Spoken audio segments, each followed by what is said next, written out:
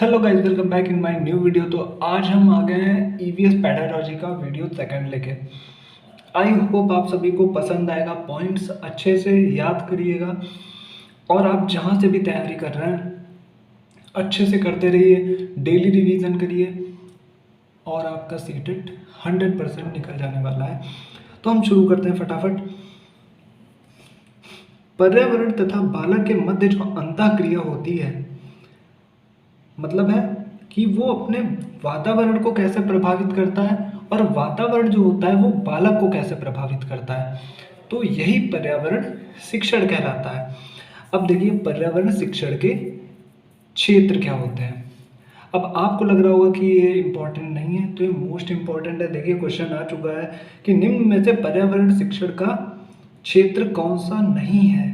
तो आपको जब पता होगा कि पर्यावरण शिक्षण के क्षेत्र के रूप में 3 क्षेत्र हैं, एक तो प्राकृतिक वातावरण, सामाजिक वातावरण और आर्थिक वातावरण।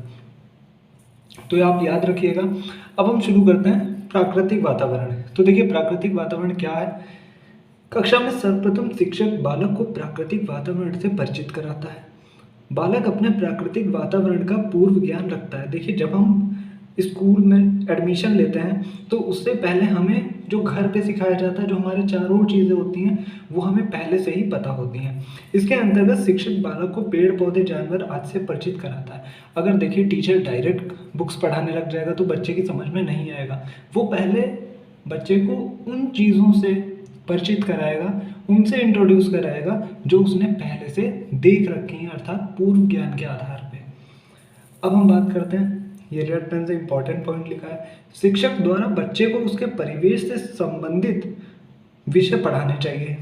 सही बात है, क्योंकि बालक को अपने चारों ओर स्थित वस्तुओं का अधिक प्रभाव पड़ता है। वो इसलिए प्रभाव होता है क्योंकि उन्हें वो पहले से देख चुका होता है। अब हम बात कर लेते हैं सामाजिक परिवेश की। बालक को सामाजिक परिवेश से जोड़कर पढ़ाना चाहिए। बालक को उसके परिवार, समुदाय, आस पड़ोस व समाज से जोड़कर पढ़ाना चाहिए। बालक अपने समाज के विषय में पूर्व ज्ञान रखता है। सीधी सी बात है। देन हम बात करते हैं सेकंड पेज की, आर्थिक परिवेश।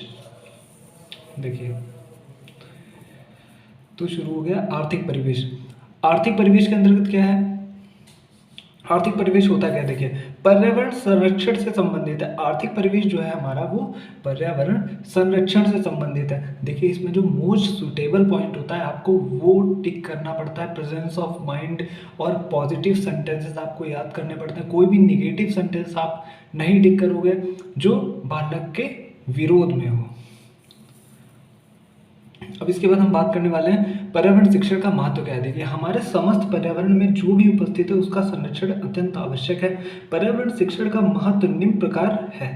पर्यावरण शिक्षण हमें क्या करता है, पर्यावरण की समस्याओं, उनके निदान और पर्यावरण संरक्षण सिखाता है। पर्यावरण शिक्षण जो है नागरिक चेतना को बढ़ावा देता है।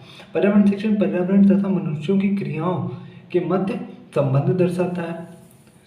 पर्यावरण शिक्षण के माध्यम से हम पर्यावरण को संतुलित रख सकते हैं। अब कुछ पॉइंट्स हैं पर्यावरण शिक्षण के उद्देश्य। देखिए, 4 पॉइंट्स आएंगे, उसमें लिखेगा कि निम्न में से पर्यावरण शिक्षण का उद्देश्य कौन सा नहीं है या फिर कौन सा है। तो क्वेश्चन ऐसे आते हैं। पर्यावरण शिक्षण के उद्देश्य निम्न है। पर्यावरण के प्रति बालक में जिज्ञासा, रुचि, कल्पना व स्मरण शक्ति का विकास करना। आसपास के पर्यावरण से विद्यार्थी को परिचित कराना। परिवेश के प्रति जागरूकता व संवेदनशीलता का विकास करना। विद्यार्थी में निम्न कौशलों का निर्माण करना: अवलोकन, पहचानना, जानकारी इकट्ठा करना, रिकॉर्डिंग करना। विद्यालय जीवन को उसके बाह्य वातावरण से जोड़कर पढ़ाना। यह पर्यावरण शिक्षण का मुख्य उद्देश्य होता है।